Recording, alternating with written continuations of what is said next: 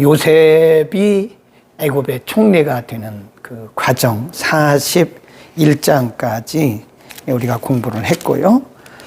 30살에 총리가 됐죠. 그리고 51절에 보면 므낫세 그리고 에브라임이라고 하는 아들을 낳게 하셨다. 그것은 앞으로 7년 대환란, 7년 대기근이 올 때에 애굽의 왕을 대신해서 이제 요셉이 애굽을 통치해야 되거든요. 왜냐하면 애굽 왕은 그냥 형식적으로 왕이고 모든 권한을 요셉에게 다 위임을 했어요. 그래서 먼저 하나님께서 요셉의 가정부터 안심시킨 거예요. 안정을 시킨 겁니다. 우리가 하나님께서 일하실 때 보면요, 가정부터 먼저 안정을 시켜요. 가정과 교회는 같이 가는 겁니다. 가정을 우리가 소홀히 하는 신앙은 건강한 신앙이 아니에요. 절대 아닙니다. 가정과 교회는 항상 같이 가야 되는 거예요. 가정이 평안하면 교회도 평안합니다. 교회가 평안하지 못하면 가정도 평안하지 못해요. 그래서 하나님께서 우리에게 어떤 일을 맡겨주실 때는 가정부터 평안하기를 하나님께서 역사를 하시죠. 그래서 우리가 항상 기도할 때는요, 리더들의 가정을 위해서 기도해야 돼요. 리더의 가정이 흔들리잖아요. 리더의 가정이 흔들리고 리더의 가정이 평안이 없으면 그 사역을 감당하기가 어려워요. 여러분의 가정이 평안해야 교회 생활도 평안할 수 있는 것이다. 이제 오늘은 이제 요셉의 형들과 요셉이 상봉하는 장면 42장이죠. 42장, 43장, 44장, 45장까지 좀 빠른 속도로 공부를 할 건데요. 하나님의 역사를 보면 이 역사는 이런 역사입니다. 이런 역사예요. 하나님의 일, 사역, 하나님의 사역. 하나님의 역사에는 우리가 아브람, 이삭, 야곱, 그리고 지금 공부하는 요셉을 통해서 배울 수 있는 공통점이 뭐냐면 하나님의 역사는 항상 과정. 그리고 첫 번째가 과정이고 두 번째가 이 지속성인데요. 이 과정이 이제 지속적으로 끊어지는 게 아니라 과정이 지속성 있게 연속적으로 간다는 거죠. 또 한 가지는 점진성이죠. 점진성. 하나님의 역사는 이렇게 한 번에 딱 보이지를 않아요. 하나님의 역사는 보면 서서히 이렇게 나타나요. 어떤 과정을 통해서 지속적으로 연속적으로 나타나되 서서히, 그러니까 우리가 기도했다고 해서 기도의 응답이 한 번에 딱 보이지를 않아요. 우리가 은혜 받는다고 해서 하나님이 우리의 영적 눈을 한 번에 확 열지 않으세요. 어떤 경우도 마찬가지예요. 우리의 기도의 응답도 점진성을 가지고 하나님이 하나 이렇게 응답해 가시는 거지, 하늘문을 열고 탁 그런 응답은 거의 없습니다. 그래서 우리가 하나님의 일을 잘 이렇게 살피실 때는요, 과정이 있다는 것을 보시고, 그 다음에 두 번째는 이 점진성이다. 이게 점진적으로 나타나는 것이다. 그 다음에 세 번째는요, 궁극성이 있어요. 궁극성이란 말은 궁극적으로, 결론적으로는 하나님의 거룩한 뜻이 이루어지게 되어 있다. 그래서 이거를 궁극성 꼭 기억하셔야 됩니다. 지우고 한번 다시 볼게요. 하나님의 역사는 이렇게, 여기를 이제 궁극적 목적지, 하나님의 계획의 완성이라고 하는 거죠. 그 하나님의 계획이 시작이 되잖아요. 그러면 이 과정이 있다는 거예요. 과정. 한 번에 이루어지는 경우가 없어요. 연속성을 가지고 이 과정이 이렇게 연속성을 가지고 이루어지는 것이다. 연속성이다. 그러니까 우리가 제가 늘 얘기하잖아요. 우리 인생의 여정 가운데서 나타나는 요 한 과정을 가지고 우리가 전체를 평가하지 말라는 거죠. 아직 끝나지 않았는데 우리는 자주 한 과정을 가지고 전체를 평가하거나 우리가 결론을 내려 계속 연속성으로 하나님의 역사는 계속해서 연속적으로 지금 진행되고 있는데 우리가 결론을 내리면 안 된다는 거예요. 절대로 결론 내리면 안 됩니다. 결론 내리지 말고 이것이 끝이 아니라는 거예요. 아닙니다. 하나님의 역사는 과정을 통해서 이렇게 궁극적인 목적지까지 가서 완성이 되는 것이기 때문에 이 지금 과정을 거쳐가고 있는 거예요. 하나의 과정이다. 그런 겁니다. 그러니까 우리가 사람을 볼 때도요.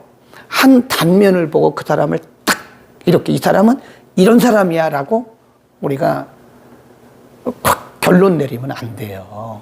그런 면도 있지만 또 이런 면도 있고 그런 거예요. 이 사람 믿음이 없어. 이렇게 말하는 것은 큰 죄를 범하는 거예요. 우리가 그렇게 말할 수가 없어요. 왜냐하면 하나님의 역사는 과정을 통해서 지금 연속적으로 이루어져가는 과정에 있기 때문에 그 과정 하나를 보고 그 사람 전체를 평가하는 것은 큰 죄를 범하는 것이고 잘못이다. 우리 인생 여정에 있어서도 한 과정을 가지고 우리가 결론 내지 맙시다. 절대 결론 내지 마세요. 요셉의 경우를 보자고요. 이 요셉이 예를 들어서 형제들에게 미움을 받고 애굽에 팔렸어요. 애굽에서 뭐가 됐어요? 노예가 됐어요. 그럼 노예가 된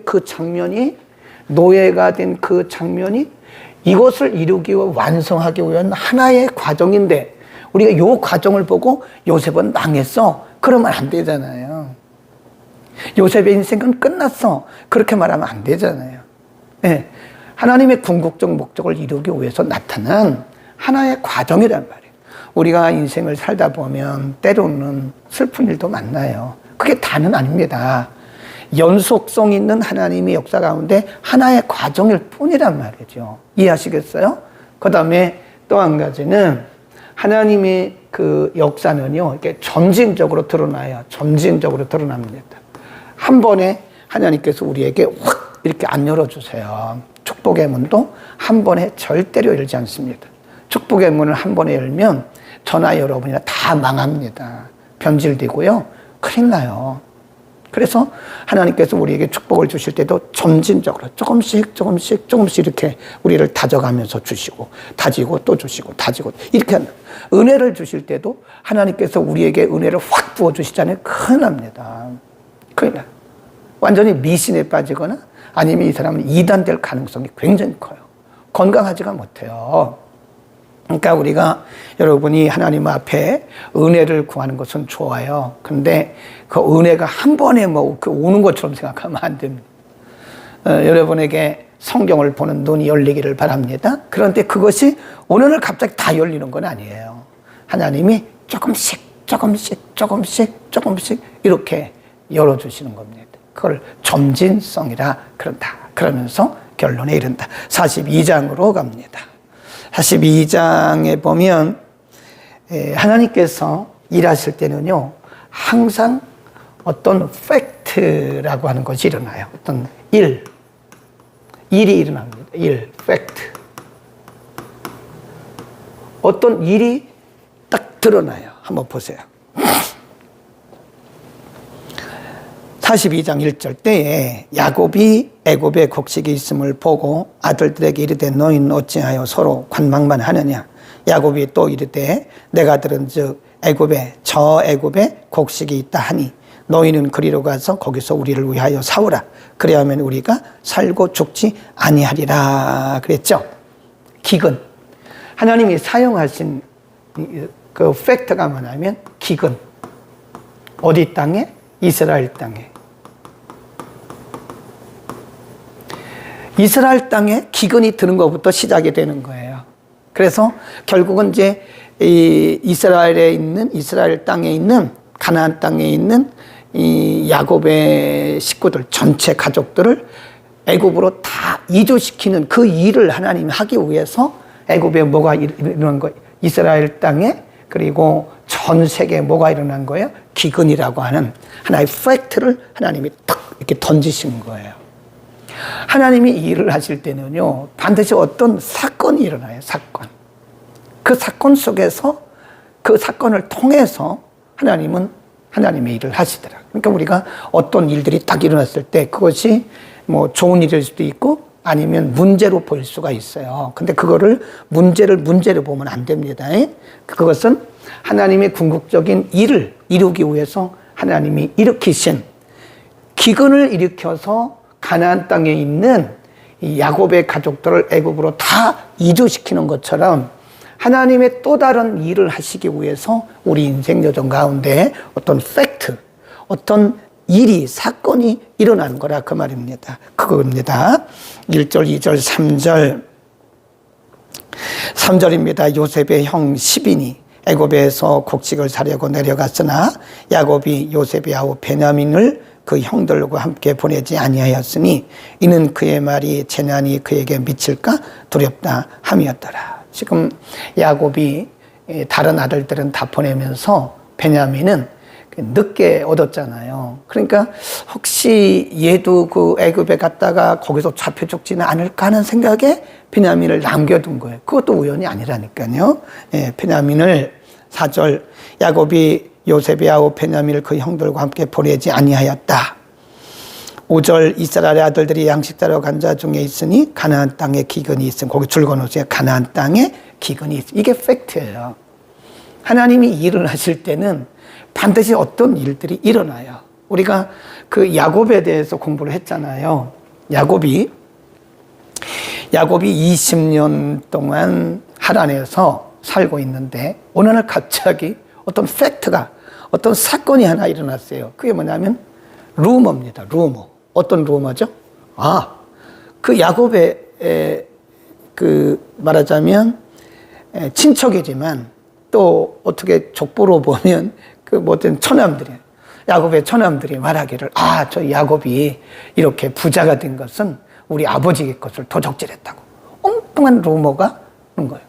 이렇게 보니까 라반도 보니까 그전에 안 그랬는데 안색이 옛날 같지 않는 거예요. 그게 팩트입니다. 그리고 나서 하나님의 음성이 들려요. 야곱아, 이제는 여기를 떠나라 라고 말씀하시잖아요.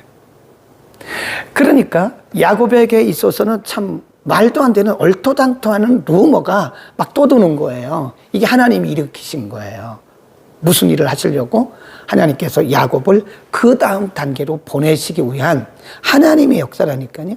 그러니까 우리가 어떤 팩트가 나타났을 때 이거를 사람의 관점으로 보면 큰일 납니다. 사람의 관점으로 보면 뭐 누가 그랬냐, 왜 그랬냐, 뭐 내가 섭섭하다, 상처받았다 이런 말을 할 수 있지만 그러나 우리 이것을 조금 크게 보면 그게 아니고 이 속에, 이 팩트 속에 하나님께서 무슨 일을 하시려고 하는 하나님의 계획이 있다는 거예요. 그래서 우리는 그거를 뭐라 그러냐? 하나님의 관점 그럽니다. 굉장히 중요해요. 그래서 하나님의 관점과 사람의 관점이 있습니다. 그래서 우리가 이제 어떤 하나님께서 일을 하시려고 그 다음 단계 일을 하시려고 하나님께서 막 이제 이게 일으키실 때가 있어요. 풍파를 일으키기도 하고 야곱의 경우는 풍파가 일어난 거잖아요. 엉뚱한 그런 루머가 일어난 거잖아요. 야곱은 억울하죠. 근데 그게 억울한 게 아니에요. 하나님이 야곱을 보내시기 위한, 원래 가나안 땅으로 보내시기 위한 하나님의 작전이었어요. 작전. 하나님의 계획이었다고요. 그러니까 우리가 어떤 일도 마찬가지입니다. 여러분 개인에게 어떤 일이 일어났을 때 그거를 억울하다, 섭섭하다, 상처다, 힘들다 뭐 이렇게 말하지 말고 이 팩트 속에 들어있는 하나님의 의도가 무엇일까? 잠잠히 그 팩트를 바라봐야 돼. 그 사실을, 그 사건을 바라봐야 되는 거예요. 이해가 가지 않을지라도 믿음으로 바라봐야 된다. 그래서 기근은 하나님께서 야곱의 가족들을 애굽으로 전체로 이주시키기 위한 하나님의 계획입니다. 계획. 그러니까 그 계획을 이루기 위해서 하나님이 일으키신 팩트였다. 굉장히 중요한 얘기를 하고 있습니다. 그 다음 5절 기근이 있습니다. 하나님이 일으키신 팩트였다. 때 요셉이 나라의 총리로서 그 땅 모든 백성에게 팔더니 요셉의 형들이 와서 그 앞에서 땅에 엎드려 절하며 요셉이 보고 형들인 줄 아나 모르는 체하고 엄한 소리로 그들에게 말하여 가로되 너희가 어디서 왔느냐? 그들이 가로되 곡물을 사려고 가나안에서 왔습니다. 그때 이제 요셉은 그 곡식을 얻으려고 애굽에 온 그 형들을 단번에 알아봤죠. 예. 그러나 자기를 이렇게 드러내지 않고 계속 대화를 하는 거죠. 그러면서 요셉이 그들에게 엉뚱한 얘기를 합니다. 14절 요셉이 그들에게 이르되 내가 너희에게 이르기를 너희는 정탐들이라 한 말이 이것이다. 요셉이 그들을 보면서 12절에도 그런 말을 해요. 요셉이 그들에게 이르되 아니라 너희가 이 나라의 틈을 엿보러 왔구나. 그들에게 엉뚱한 얘기를 하는 거예요. 지금 요셉이 너희들 곡식소로 온 게 아니야. 너희들 지금 여기 우리 애굽을 지금 정탐하러 왔지? 그냥 그 시나리오를 지금 엮어가는 거예요. 엉뚱하게. 그러면서 이렇게 얘기를 합니다. 15절 너희는 이같이 하여 너희 진실함을 증명할 것이라 바로의 생명으로 맹세하노니 너희 말지 아우 베냐민이잖아요. 베냐민은 지금 요셉의 동생이잖아요. 그러니까 말지 아우가 여기 오지 아니하면 너희가 여기서 나가지 못하리라. 너희 중 하나를 보내어 너희 아우를 데려오라 하고 너희는 같이어 있으라. 내가 너희 말을 시험하리라. 그러면서 너희가 진짜 정탐이 아니라고 하는 것을 증명하기 위해서 가서 너희 말지 아우를 한번 데려와봐. 그 대신 한 명을 여기다가 담보로 해. 그래서 담보된 사람이 누구냐면 24절에 보면 시므온입니다. 26절로 갑니다. 그들이 곡식을 나귀에 싣고 그곳을 떠났더니 한 사람이 객점에서 나귀에게 먹이를 주려고 자루를 본즉 그 돈이 자루 아구에 있는지라. 그가 형제에게 고하되 내 돈을 도로 넣었다. 보라 자루 속에 있도다. 이에 그들이 혼이 나서 떨며 서로 돌아보며 하라되 하나님이 어찌하여 우리에게 이 일을 행하는가. 이제 요셉은 형들인 줄 알았잖아요. 그러니까 너무 안 된 거예요. 자기를 지금 가리우고 말은 하지만 가서 말지 아우를 데려오라고 그렇게 말은 했지만 시므온은 여기 결박해 놓고 가는 그 형제들의 그 자루에다가 그 모든 그들이 먹을 수 있는 양식, 일시적으로 먹을 수 있는 양식, 그리고 돈, 이런 것들을 가득 채우라고 신하들에게 말을 한 거예요. 그래서 이 형제들이 가다가 쉬면서 자루를 풀어보니까 거기에 애굽에 있는 것도 들어있는 거예요. 깜짝 큰일 났다. 우리가 지금 그 애굽 총리 요셉에게 어떻게 말을 하냐? 막 서로 지금 벌벌 떨고 있는 상태죠. 그리고 아버지에게 갑니다. 아버지에게 가서 이렇게 얘기를 합니다. 29절 그들이 가나안 땅에 돌아와 그 아비 야곱에게 이르러 그 만난 일을 자세히 고하여 가로되 그 땅의 주 그 사람이 오미 우리에게 말씀하고 우리를 그 나라 정탐자라 여기기로 우리가 그에게 이르되 우리는 독실한 자요 정탐이 아니니이다. 우리는 한 아비의 아들 12형제로서 하나는 없어지고 말지는 오늘 우리 아버지와 함께 가나안 땅에 있나이다 하였더니 이렇게 말하더이다. 그래서 말지 아우를 데려와야 우리의 진실을 인정해 줬다고 말해서 우리가 지금 말지 아우를 베냐민을 데리러 왔습니다. 그러니까 야곱이 통곡을 하는 거예요. 내 아들 요셉도 지금 너희들이 팔아 없어졌는데 베냐민을 또 없애면 어떻게 하냐. 야곱이 이렇게 말을 해요. 36절 그 아비 야곱이 그들에게 이르되 너희가 나로 나의 자식들을 잃게 하는구나. 요셉도 없어졌고 시므온도 없어졌거늘 베냐민을 또 빼앗아가고자 하니 이는 다 나를 해롭게 함이로다. 그때 큰아들 루벤이 말하기를 아버지 제가 책임지겠습니다. 반드시 동생 베냐민을 데리고 가야 우리가 간첩이 아니라는 것을 그 애굽의 총리가 인정을 하고 우리가 삽니다. 데려갈 수 있도록 해주십시오. 그러니까 루벤이 아버지에게 사정을 하는 거예요. 43절입니다. 43장입니다. 1절. 그 땅에 기근이 심하고 줄 거놓으세요. 그 땅에 기근이 더 심해진 거예요. 더 심한 기근. 그러니까 지금 야곱이 결단을 하지 않을 수 없도록 하나님께서 그 땅의 기근을 더 쪼이는 거예요, 지금. 네, 기근으로 더 쪼여서 결국에는 야곱이 결단하고 애굽으로 이주할 수밖에 없도록 그렇게 만드는 거예요. 그러니까 하나님께서 어떤 경우에는요, 이렇게 단계적으로 일을 하세요.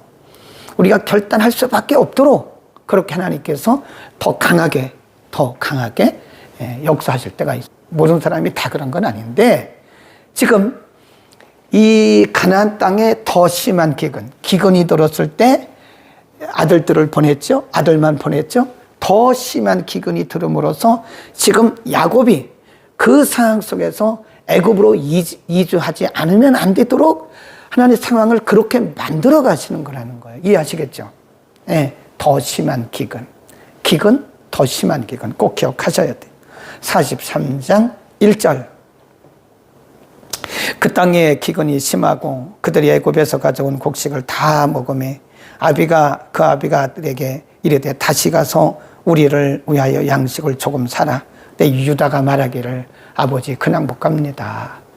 그 애굽의 총리라고 하는 분이 말제 동생을 데려오지 않으면 우리 죽습니다. 우리는 간첩으로 몰립니다. 아들을 데려가게 해주세요. 그 동생을 데려가게 해주세요. 그러니까 이번엔 유다가 또 아비한테 이렇게 얘기해. 아버지한테 8절. 유다가 아비 이스라엘에게 이르되 저 아이를 나와 함께 보내시면 우리가 곧 가리니 그러면 우리와 아버지와 우리 어린 것들이 다 살고 죽지 아니하리이다. 내가 그의 몸을 담보하오리니 아버지께서 내 손에 그를 물으소서. 내가 만일 그를 아버지께 데려다가 아버지 앞에 두지 아니하면 내가 영원히 죄를 지리이다. 그러니까 야곱이 그때 말하기를 이렇게 말합니다. 너희는 이렇게 하라. 11절. 너희는 이 땅의 아름다운 소산을 그릇에 담아가지고 내려가서 그 사람에게 예물을 삼을지니 그렇게 하고 쭉 얘기를 해요.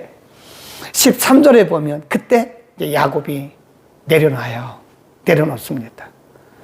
자기 그 늦게 오던 아들이기 때문에 참 금이야 오기야 했던 그 아들을 내려놔요. 여러분, 내려놔야 됩니다.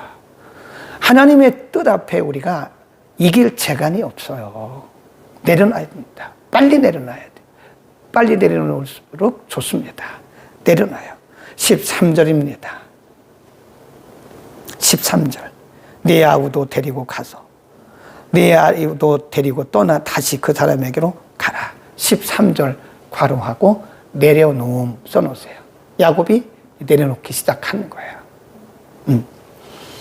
전능하신 하나님께서 그 사람 앞에서 너희에게 은혜를 베푸사 그 사람으로 다른 형제와 베냐민을 돌려보내게 하시기를 원하노라. 내가 자식을 잃게 되면 이르리라. 그렇죠. 거기도 줄거놓으세요. 내려놨잖아요. 여러분, 이렇게 내려놓으면 마음이 편해요. 그 자식 베냐민 안 돼 하고 베냐민을 끝까지 붙들고 있으면 지금 아들들은 아들들대로 이 총리 요셉에게 이제 큰 해를 당할 것이고 또 베냐민은 베냐민대로 고통스럽고 야곱은 야곱대로 고통스러운 거예요.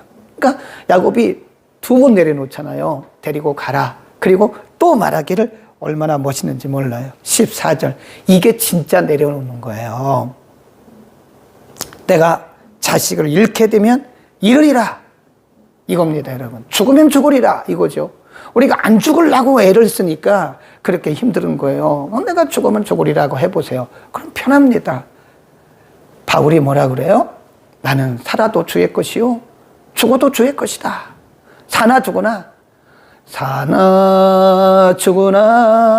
그런 찬송이 있잖아요.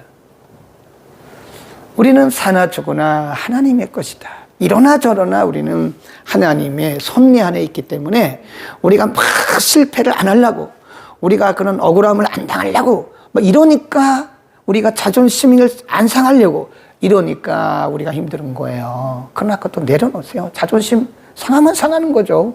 억울한 일 당하면 당하는 거죠. 네, 실패하면 하는 거죠. 아프면 아픈 거죠. 그럼 우리는 막 안 아프려고, 실패 안 하려고 그거를 붙들고 있으니까 마음에 평안이 없고 우리가 기도를 해도 기쁨이 없는 거예요. 내려놓으세요.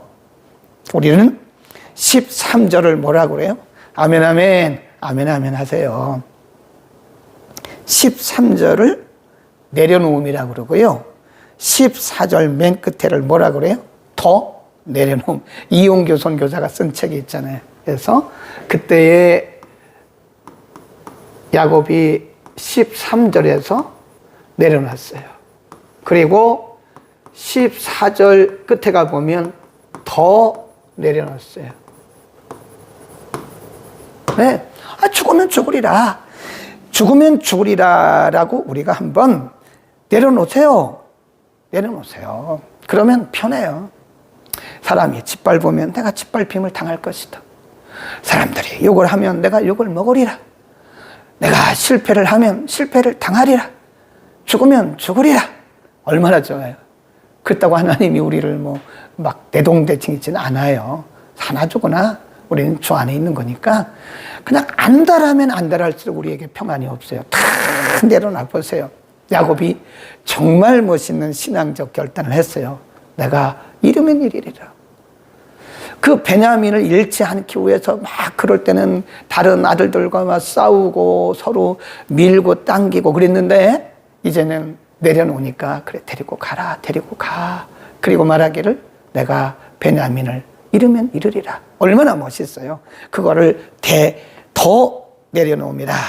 요셉이 베냐민이 그들과 함께 있음을 보고 그 청지에게 이르되 19절 그들이 요셉의 청지기에게 가까이 가서 그 진문 앞에 그에게 고하고 이제 데리고 간 거예요. 데리고 간 겁니다. 29절입니다. 요셉이 눈을 들어 자기 어머니의 아들 자기 동생 베냐민을 보고 가로되 너희가 내게 말하던 너희 작은 동생이 아니냐? 시치미를 딱 띄고 알아봤지만 시치미를 딱 띈 거죠. 아니냐? 그가 또 가로되 소자여 하나님이 내게 은혜 주시기를 원하노라. 요셉이 아우를 인하여 마음이 타는 듯함으로 급히 울 곳을 찾아 안방으로 들어가서 울고 얼굴을 씻고 나와서 그 청을 억제하고 음식을 차리라 하매 그들이 요셉에게 따로 하고 형들에게 따로 하고 배식하는 애굽 사람들에게도 따로 하니 애굽 사람은 히브리 사람과 같이 먹으면 부정을 입었습니다라. 그들이 요셉의 앞에 한때 그 장유의 차서 그러니까 요셉이 그 밥 차리는 사람들에게 얘기를 한 거예요. 순서를 루벤부터 시작해서 루시세 이렇게 루시 레유시 이렇게 해가지고 쭉 해서 베냐민까지. 그러니까 이상하게 본 거죠. 이상하다.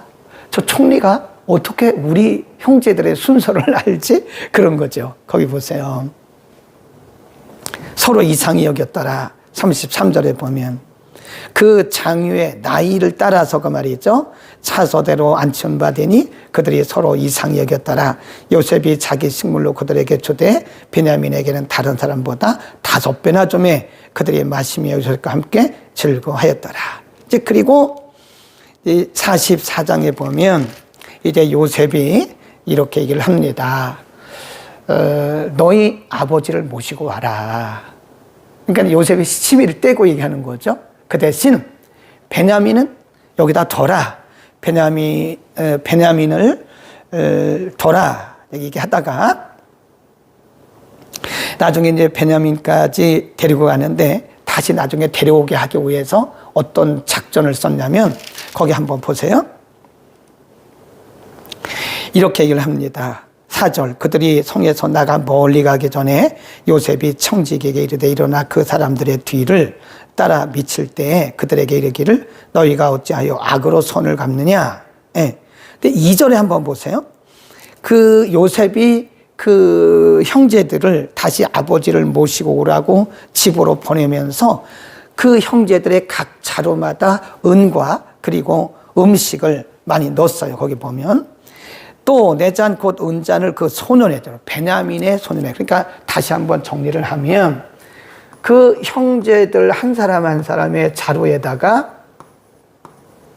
곡식을 넣고 은도 넣고 있는데 베냐민의 자루에다가 왜 다시 오게 하기 위한 거예요. 그 작전을 쓴 거죠.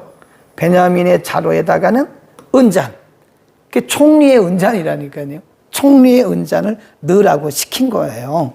2절에 보면 내 잔 곧 은잔을 그 소년의 자루아구에 넣고 그 양식값 돈도 함께 넣으라 하며 그가 요셉의 명령대로 하고 이제 해가 막 뜰 때 그들을 이제 보낸 거예요.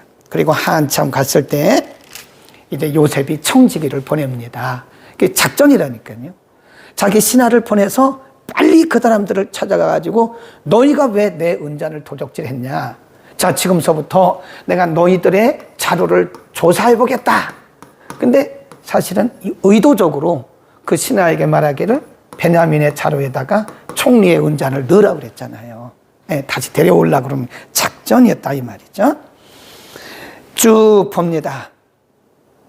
9절 종들 중 누구에서 발견되든지 그는 죽을 것이요 우리는 우리 주의 종이 되리이다. 그가 그러되 그러면 너희 말과 같이 하리라. 조금 나갔다 들어올게. 또다시 시간이 되면 이렇게 한 번 더 나갔다 들어와야 돼요. 네. 이거는 이제 편집할 거니까 괜찮습니다. 11절 그들이 각각 급히 자루를 땅에 내려놓고 각기 푸니 그가 나이 많은 자에게서부터 시작하여 나이 적은 자까지 숫함함에 잔이 어디서 나왔어요? 베냐민의 자루에서 발견되었다. 그들이 옷을 찢고 각기 짐을 나귀에 싣고 성으로 다시 돌아오는 거예요. 다시. 유다와 그 형제들이 요셉의 집에 이르니 요셉이 오히려 그곳에 있는지라 그 앞 땅에 엎드리니 요셉이 그들에게 이르되 너희가 어찌하여 이런 일을, 이거 작전에 말린 거라니까요, 지금요. 그래서 이제 나중에는 이 베냐민을 다시 데리고 와서 자기와 함께 하고 가서 아버지를 모시고 오게 합니다. 거기 보세요. 27절입니다. 주의 종 우리 아비가 우리에게 이르러 너희도 알거니와 내 아내가 내게 두 아들을 낳았으나 하나는 내게서 나간 거로 29절 너희가 이도 내게서 취하여 가려 한즉 만일 제 해가 그 몸에 미치면 나의 흰머리로 슬피 음부로 내려가게 하리라 하니 아비의 생명과 같이 아이의 생명이 서로 결탁되었거늘. 그래 지금 이제 유다가 그 얘기를 한 거예요. 담보했잖아요. 자기 몸을 담보했잖아요. 우리가 이 베냐민을 안 데리고 가면 안 됩니다. 베냐민을 데리고 가게 해주세요. 아니다. 너희가 지금 손을 악으로 갚았으니 이 아이는 여기다가 지금 결박하고 너희만 가라. 그리고 너희 아버지를 데려와라. 그런 거예요. 45장 1절. 요셉이 시종하는 자들 앞에서 그 정을 억제하지 못하고 소리질러 모든 사람을 자기 집에서 나가래 하고 3절. 요셉이 그 형들에게 이르되 나는 요셉입니다. 이제 아버지를 모셔오라고 말하기 전에 이제 자기를 자기 정체를 말하는 거예요. 사실은 제가 형들의 동생 요셉입니다. 그리고 이제는 아버지를 가서 모시고 오십시오. 이제는 정상으로 온 거죠. 아까는 이제 뭐였었죠? 작전으로 그렇게 아버지를 모시게 오게 하기 위해서 베냐민을 놓고 가게 하고 이런 여러 가지 작전을 썼지만 이제는 자기를 이렇게 다 자기 정체를 드러내면서 이렇게 얘기하는 거예요. 3절 요셉이 그 형들에게 이르되 나는 요셉이라 내 아버지께서 아직 살아계십니까? 형들이 그 앞에서 놀라서 능히 대답하지 못하는지라. 요셉이 형들에게 이르되 내게로 가까이 오소서. 그들이 가까이 가니 가로되 나는 당신들이 아우 요셉입니다. 당신들이 애굽에 판 사람입니다. 당신들이 나를 이곳에 팔았으므로 근심하지 마십시오. 한탄하지 마십시오. 하나님이 생명을 구원하시려고 나를 당신들 거기 줄겁시다 앞서서 보낸 겁니다. 하나님의 관점에서 본 거죠. 6절 이 땅에 2년 동안 흉년이 들었으나 아직도 5년은 기경도 못하고 추수도 못할지라. 하나님이 큰 구원으로 당신들의 생명을 보존하고 당신들의 후손을 세상에 두시려고 나를 당신들 앞서 보내셨나니 그런즉 나를 이리로 보낸 자는 당신들이 아니요 하나님이죠. 얼마나 은혜로운 말입니까? 자기를 팔고 그렇게 고생하게 했던 그 억울하게 했던 형들 앞에서 나를 이곳에 판 것은 형들이 아닙니다. 하나님이 우리 가족을 구원하시려고 나를 당신들 앞에 형님들 앞에 나를 먼저 보낸 겁니다. 걱정하지 마세요. 염려하지 마십시오. 한탄하지 마십시오. 그렇습니다. 네, 그리고 가서 아버지를 빨리 모시고 오십시오. 9절 이하에 쭉 보면 그 얘기를 하고 형들이 가서 이제 아버지를 모시러 간 사이 당신들은 나의 애굽에서 영화와 당신들의 모든 것을 다 아버지께 고하고 속히 모시고 내려오소서. 자기 아우 베냐민의 목을 안고 오니 베냐민도 요셉의 목을 안고 오니라. 요셉이 또 형들과 입맞춤이 않고 오니 형들이 그제서야 요셉과 말하니라. 그래요. 그래서 이제 아버지를 모시고 오라고 24절에 보면 이에 형들을 돌려보내며 그들에게 이르되 당신들은 노중에서 다투지 마십시오. 그들이 애굽에서 올라와 가나안 땅으로 돌아가서 아비 야곱에게 이르러 그 얘기를 쭉 하고 이제 46장에 가보면 아버지와 함께 애굽으로 가는 그런 장면을 우리가 볼 수 있죠. 자, 보면 지금 하나님께서 사용하신 게 있죠. 예. 하나님이 아까 팩트라고 그랬잖아요. 어떤 사건이 일어나요. 하나님께서 일을 하실 때는 어떤 팩트가 반드시 일어납니다. 그 팩트는, 그 사건은 우리가 보기에 이해할 수도 있고 이해할 수도 없고 때로는 전혀 우리와 상관이 없을 수도 있고 그래요. 예. 그러나 하나님께서 어떤 일을 진행하시는 과정에서 이 과정에서 하나님께서 그런 일을 툭툭 던지세요. 이렇게 툭툭 던지십니다. 예. 그 팩트가 어떤 사건이 우리 가운데 툭툭 일어나요. 그래서 우리가 항상 조심해야 할 것들이 어떤 일이든지 이거를 하나님의 관점에서 봐야 돼요. 아멘. 사람의 관점으로 보면 우리가 상처도 되고 섭섭하기도 되고 시험도 들고 막 그렇습니다. 근데 하나님의 관점으로 조금 기다려야 돼요. 그 장면 하나만 보고 이것이다 라고 결론 내리지 마세요.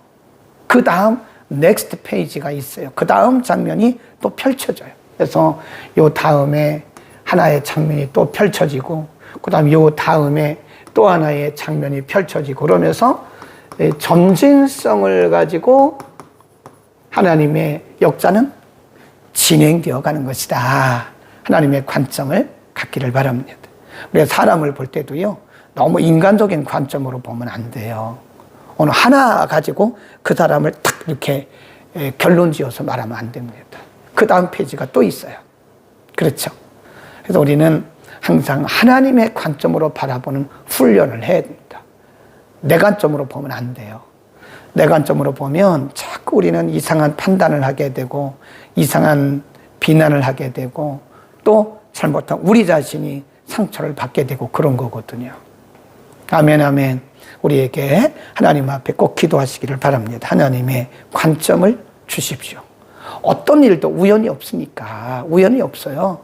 어떤 일도 우리가 하나님의 관점으로 바라보면 이 모든 일들이 하나님의 역사를 이루는 가정에 일어난 하나의 퍼즐이다.